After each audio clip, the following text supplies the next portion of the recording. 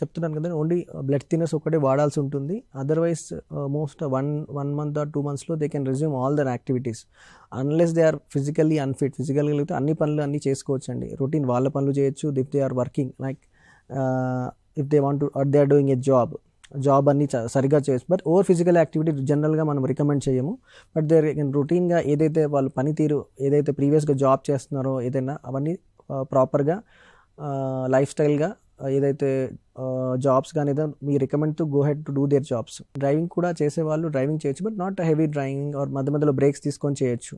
Because ఫిజికల్గా over do activities ఏది కూడా చేయకూడదు. Otherwise they can do routine activities. ఎందుకంటే వాటి ద్వారా మనకు ఆల్రెడీ మన జబ్బుని ట్రీట్ చేస్తాము. Only thing is follow up. Every ఇనిషియల్గా 2 weeks, తర్వాత 1 month, తర్వాత ఎవ్రీ 6 months ఫాలో అప్ చేసుకుంటే సరిపోతుంది వాళ్ళు.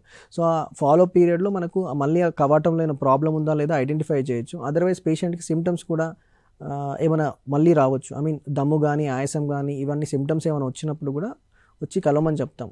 But while resuming their routine activities.